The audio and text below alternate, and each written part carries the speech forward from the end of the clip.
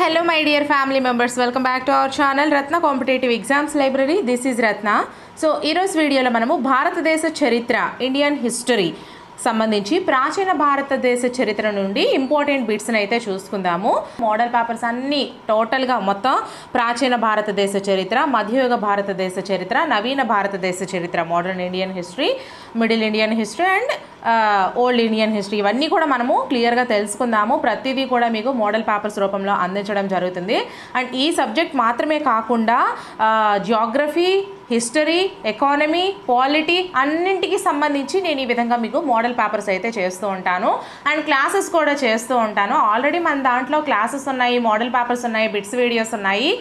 ఇప్పుడు కూడా మళ్ళీ కొత్తగా స్టార్ట్ చేశాను. ఇవన్నీ కూడా వీడియోస్ అన్ని లింక్స్ అనేవి ప్లేలిస్ట్ల రూపంలో ఈ వీడియో డిస్క్రిప్షన్లో లింక్స్ ప్రొవైడ్ చేస్తున్నానమ్మా.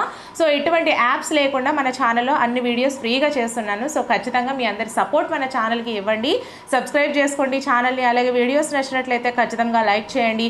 అండ్ వీలైతే మీ ఫ్రెండ్స్లో ఒకరిద్దరికి వీడియోస్ని షేర్ చేస్తూ ఉండండి. మీకు ఇంకా ఎటువంటి వీడియోస్ కావాలన్నా, ఏ సబ్జెక్ట్ వీడియోస్ కావాలన్నా, ఏ విధంగా కావాలన్నా సరే ఖచ్చితంగా కామెంట్ సెక్షన్లో మెన్షన్ చేయండి. ఆ వీడియోస్ అయితే నేను ప్రిపేర్ చేస్తాను. అండ్ ఈ వీడియో డిస్క్రిప్షన్లో అయితే మాత్రం ఈ వీడియోస్ నేను ఇంతవరకు చేసిన వీడియోస్ లింక్స్ అయితే ప్రొవైడ్ చేస్తున్నాను, ట్రిక్స్ వీడియోస్ కూడా చేస్తున్నాను. సో ఇంకా లేట్ చేయకుండా మనమైతే టాపిక్ని డిస్కస్ చేసేద్దాము.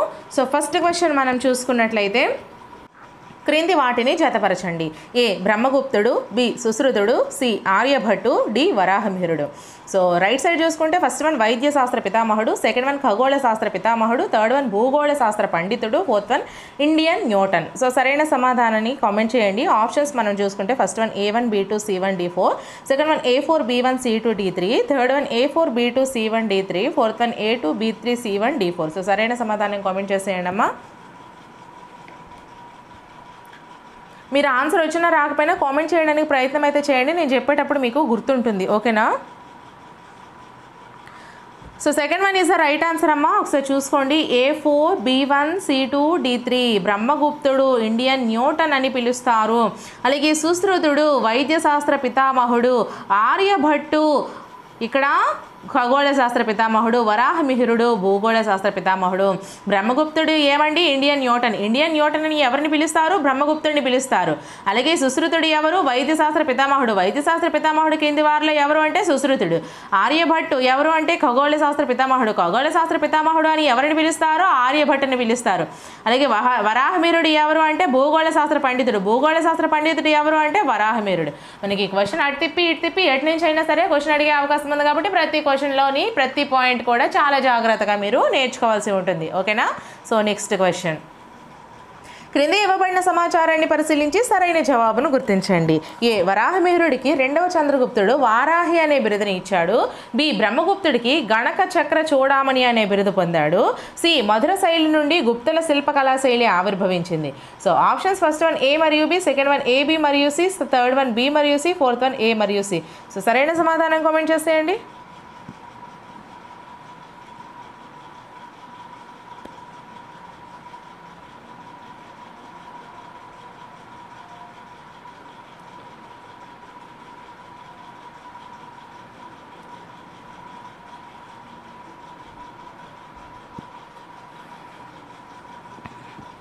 Second one is the right answer. A, B మరియు C మూడు కూడా మనకి సరైనవి. వరాహమిహిరుడికి రెండవ చంద్రగుప్తుడు వారాహి అనే బిరుదు ఇచ్చాడు. వరాహమిహిరుడికి ఎవరు వారాహి అనే బిరుదు ఇచ్చారు అంటే రెండవ చంద్రగుప్తుడు. వరాహమిహిరుడికి ఏ బిరుదును రెండవ చంద్రగుప్తుడు ఇచ్చారు అంటే వారాహి అనే బిరుదుని ఇచ్చారు. ఓకేనా? వరాహమిహిరుడికి రెండవ చంద్రగుప్తుడు వారాహి అనే బిరుదుని ఇచ్చాడు. కాబట్టి ఈ ఒక్క లైన్లో మనకి 3 క్వశ్చన్స్ రైజ్ చేసే అవకాశం ఉంది. తర్వాత బ్రహ్మగుప్తుడికి గణచక్ర చూడామణి అనే బిరుదును పొందాడు. గణచక్ర చూడామణి అనే బిరుదు ఎవరు పొందారు? బ్రహ్మగుప్తుడు పొందాడు. బ్రహ్మగుప్తుడికి ఉండేటువంటి బిరుదు ఏది? గణక చక్ర చూడామణి. సి మధుర శైలి నుండి గుప్తుల శిల్పకళా శైలి ఆవిర్భవించింది. గుప్తుల యొక్క శిల్పకళా శైలి దేని నుంచి ఆవిర్భవించింది అంటే మధుర శైలి నుండి. మధుర శైలి నుంచి ఏం ఆవిర్భవించింది అంటే గుప్తుల యొక్క శిల్పకళా శైలి ఆవిర్భవించింది. ఓకేనా? సో నెక్స్ట్ క్వశ్చన్, క్రింద ఇవ్వబడిన సమాచారాన్ని అనుసరించి సరి కాని దానిని గుర్తించండి. ఏ నరవర్ధనుడు పుష్యభూతి వంశ స్థాపకుడు. బి పుష్యభూతి వంశ ప్రభాకర వర్ధనుడికి కాలంలో రాజధాని స్థానేశ్వరం ఘగ్గర్ నది ఒడ్డున హర్యానా రాష్ట్రంలో కలదు. So options first one A మరియు బి, సెకండ్ వన్ ఏ మాత్రమే, థర్డ్ వన్ బి మాత్రమే, ఫోర్త్ వన్ ఏవి కాదు. సో సరైన సమాధానం కామెంట్ చేసేయండి అమ్మా.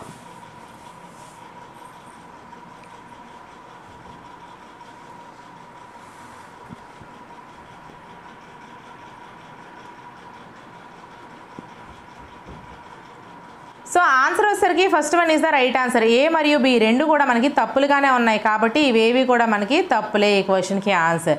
సో నెక్స్ట్ క్వశ్చన్, క్రింది వాటిలో సరి కాని జతను గుర్తించండి. ఫస్ట్ వన్ హర్షవర్ధనుడు శీలాదిత్య, సెకండ్ వన్ రెండవ పులకేసి ఐహోల్ శిలాశాసనం, థర్డ్ వన్ ప్రభాకర వర్ధనుడు Rajaputra, fourth one Hiuen Tsang China యాత్రికుడు. సో సరైన సమాధానం కామెంట్ చేసేయండి.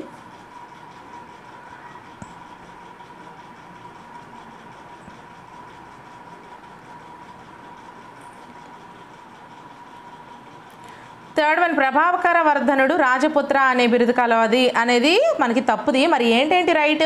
హర్షవర్ధనుడిని శీలాదిత్య అని పిలుస్తారు, రెండవ పులకేసి ఐహోల్ శిలాశాసనాన్ని చేశారు, హుయాన్ సాంగ్ చైనా యాత్రికుడు. చైనా యాత్రికుడు ఎవరు? Hiuen Tsang. ఐహోల్ శిలాశాసనాన్ని ఎవరు కనుగొన్నారంటే రెండవ పులకేసి. శీలాదిత్య అని ఎవరిని పిలుస్తారు అంటే హర్షవర్ధనుడిని. ఓకేనా? సో నెక్స్ట్ క్వశ్చన్, క్రింద ఇవ్వబడిన సమాచారాన్ని అనుసరించి సరైన జవాబును గుర్తించండి. ఏ హర్షుడు శీలాదిత్య అనే బిరుదు స్వీకరించి రాజధానిని కనౌజ్కు మార్చాడు. బి క్రీస్తు శకం 606లో హర్ష శకం ప్రారంభమైంది. సి హర్షుడు మాలవరాజైన దేవగుప్తుడిని ఓడించాడు.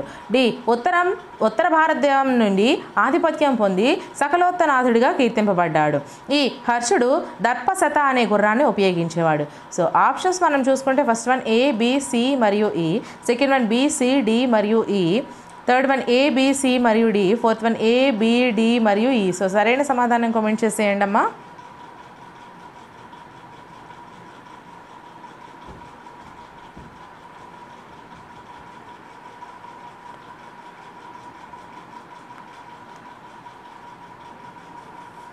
Third one is the right answer అమ్మా. ఏ, బి, సి మరియు డి. ఇక్కడ ఈ అనేది సరైంది కాదు, ఇది పక్కన పెట్టేయండి. మరి ఏంటేంటి సరైనవి? ఏ హర్షుడు శీలాదిత్య అనే బిరుదును స్వీకరించి రాజధానిని కనౌజ్కు మార్చాడు. హర్షుడు ఏ బిరుదును స్వీకరించాడు? శీలాదిత్య అనే బిరుదును. రాజధానిని ఎక్కడికి మార్చాడు? కనౌజ్కు మార్చాడు. అలాగే క్రీస్తు శకం 606లో హర్ష శకం ప్రారంభమైంది. హర్ష శకం ఎప్పుడు ప్రారంభమైంది? క్రీస్తు శకం 606లో ప్రారంభమైంది. హర్షుడు మాలవరాజైన దేవగుప్తుడిని ఓడించాడు. హర్షుడు ఎవరిని ఓడించాడు? దేవగుప్తుడిని. ఏ రాజు? మాలవరాజు. ఓకేనా? సో తర్వాత ఉత్తర భారతం నుండి ఆధిపత్యం పొంది సకలోత్తనాథుడిగా కీర్తింపబడ్డాడు. ఎవరు? హర్షుడు. హర్షుడు ఉత్తర భారతం నుండి ఆధిపత్యం పొంది ఏ విధంగా కీర్తింపబడ్డాడు అంటే సకలోత్తనాథుడిగా. ఏ భారతం నుండి ఆధిపత్యం పొందాడు అంటే ఉత్తర భారతం నుండి. ఓకేనా? ఎవరు అంటే హర్షుడు. సో నెక్స్ట్ క్వశ్చన్, హర్షుడి కాలాన్ని అనుసరించి మహామోక్ష పరిషత్ అనగా ఏమి? ఫస్ట్ వన్ పేదవారికి ఆర్థిక సహాయం చేయట, సెకండ్ వన్ రైతులకు భూములను పంచిపెట్టాడు, థర్డ్ వన్ ఉద్యోగులకు వేతనంకి బదులు భూములు ఇచ్చాడు, ఫోర్త్ వన్ బ్రాహ్మణ మరియు శ్రమణులకు నెల రోజుల పాటు దాన ధర్మాలు చేయడం. సో సరైన సమాధానం కామెంట్ చేసేయండి.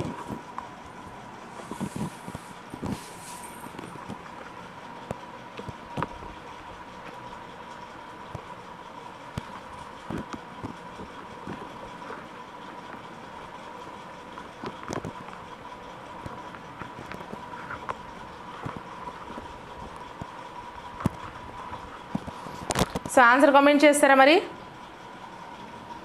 Fourth one is the right answer. హర్షుడి కాలాన్ని అనుసరించి మహామోక్ష పరిషత్ అంటే ఏంటి? బ్రాహ్మణ మరియు శ్రమణులకు నెల రోజుల పాటు దాన ధర్మాలు చేయడం. బ్రాహ్మణ మరియు శ్రమణులకు నెల రోజుల పాటు దాన ధర్మాలు చేయడం అనేది ఏంటి? హర్షుడి కాలాన్ని అనుసరించి మహామోక్ష పరిషత్ అంటారు. ఓకేనా? సో నెక్స్ట్ క్వశ్చన్, క్రింద వాటిలో హర్షుని కాలానికి సంబంధించి కవులు వారి రచనలను జతపరచండి. కవి ఏ బ్రాహ్మణుడు, B Soddhala, C Mayura Sharma, D హర్షుడు. రచనలు first one Priyadarshika, second one Chandi శతకము, థర్డ్ వన్ ఉదయసుందరి కథ, ఫోర్త్ వన్ సూర్య శతకం. సో ఆప్షన్స్ మనం చూసుకుంటే first one A1, B2, C3, D4, second one A2, B3, C4, D1, third one A2, B4, C3, D1, fourth one A3, B4, C2, D1. So సరైన సమాధానం comment చేసేయండి.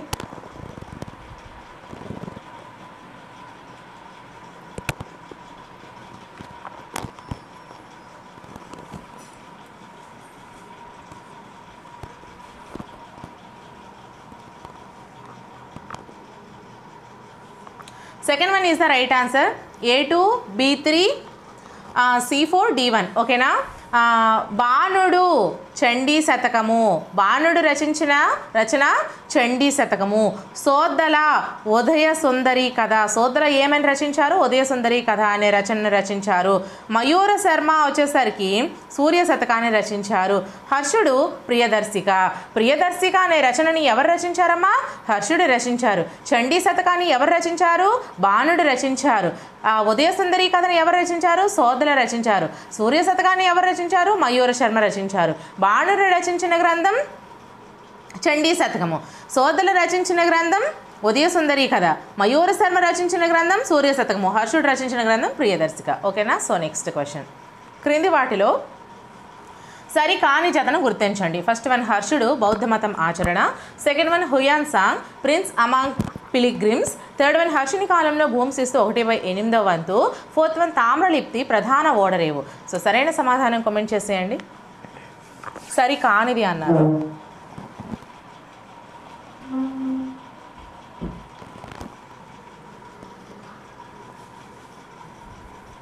So third one is the right answer. హర్షుని కాలంలో భూమి శిస్తు అనేది 1/8వ వంతు అనేది తప్పు.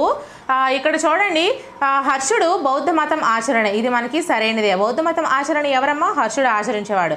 అలాగే Hiuen Tsang prince among pilgrims అని పిలిచేవారు.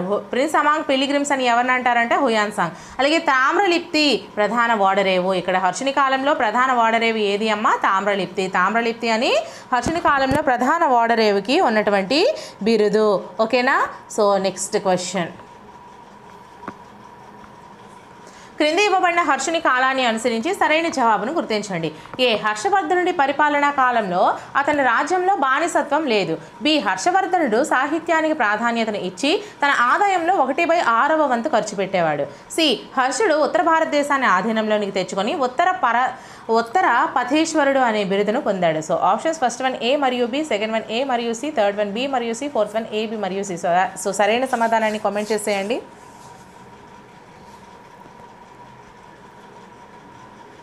ఇక్కడ మీకు తెలియని క్వశ్చన్కి ఆన్సర్ ఇక్కడ కూడా మీకు తెలిసిపోతుంది. ఓకేనా?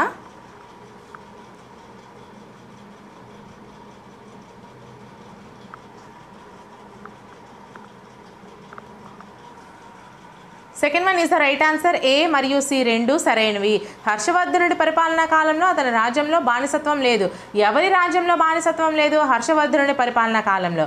అలాగే హర్షుడు ఉత్తర భారతదేశాన్ని ఆధీనంలోనికి తెచ్చుకొని ఉత్తర పథేశ్వరుడు అనే బిరుదును పొందాడు. హర్షుడు ఏ బిరుదును పొందాడు అంటే ఉత్తర పథేశ్వరుడు. ఏ దేశాన్ని ఆధీనంలో తెచ్చుకొని అంటే ఉత్తర భారతదేశాన్ని. ఓకేనా? సో నెక్స్ట్ క్వశ్చన్, క్రింది ఇవ్వబడిన అంశాలలో సరికాని దాన్ని గుర్తించండి. ఫస్ట్ వన్ హర్షుడు రత్నావళి, నాగానందం, ప్రియదర్శిక అనే నాటకాలు రచించాడు.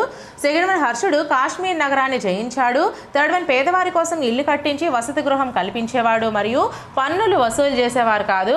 ఫోర్త్ వన్ పుష్యభూతి వంశంలో చివరి పాలకుడు హర్షవర్ధనుడు. సో సరైన సమాధానం కామెంట్ చేసేయండి. అలాగే మన ఛానల్ని ఇంకెవరైనా సబ్స్క్రైబ్ చేసుకోకపోతే సబ్స్క్రైబ్ చేసుకోండి అమ్మ. వీడియోని ఒక చిన్న లైక్ చేసేయండి. ఇంకా మీకు ఎటువంటి వీడియోస్ కావాలన్నా కామెంట్ సెక్షన్లో మెన్షన్ చేయండి. అండ్ నేను ఇంతవరకు చేసిన వీడియోస్ అన్నీ కూడా ప్లేలిస్ట్ల రూపంలో ఈ వీడియో డిస్క్రిప్షన్లో లింక్స్ ప్రొవైడ్ చేస్తున్నాను. సో చక్కగా చూసుకోండి. సో ఆన్సర్ వచ్చేసరికి మనకి second one is the right answer అమ్మ. హర్షుడు కాశ్మీర్ నగరాన్ని జయించాడు అనేది మనకి ఇక్కడ సరికానిది. మరి సరైనవి ఏంటేంటి? హర్షుడు రత్నావళి, నాగానందం, ప్రియదర్శిక అనే నాటకాలు రచించాడు. రత్నావళి, నాగానందం, ప్రియదర్శిక అనే నాటకాలు ఎవరు రచించారు అంటే హర్షుడు. హర్షుడు రచించినటువంటి నాటకాలు ఏవి అంటే రత్నావళి, నాగానందం, ప్రియదర్శిక. తర్వాత పేదవారి కోసం ఇల్లు కట్టించి వసతి గృహం కల్పించేవాడు మరియు పన్నును వసూలు చేసేవారు కాదు. ఎవరు? హర్షుడు. ఇక్కడ పేదవారి కోసం ఇల్లు కట్టించేవాడు, వసతి గృహం కల్పించేవాడు, పన్నును కూడా వసూలు చేసేవారు కాదు. అలాగే పుష్యభూతి వంశంలో చివరి పాలకుడు ఎవరు అంటే హర్షవర్ధనుడు. పుష్యభూతి వంశంలో చివరి పాలకుడు ఎవరు అంటే హర్షవర్ధనుడు. హర్షవర్ధనుడు పుష్యభూతి వంశంలోనే చివరి పాలకుడు. ఓకేనా? సో గైస్, ఈ వీడియో అయితే ఇక్కడితో కంప్లీట్ అయిపోయింది. సో మన ఛానల్ని తప్పకుండా సబ్స్క్రైబ్ చేసుకుని ప్రతిరోజు నేను చేస్తున్న వీడియోస్ని ఫాలో అయిపోతూ ఉండండి. ఈ వీడియోని ఒక చిన్న లైక్ చేసేయండి. నెక్స్ట్ వీడియోతో మళ్ళీ కలుద్దాం. Until then, bye friends.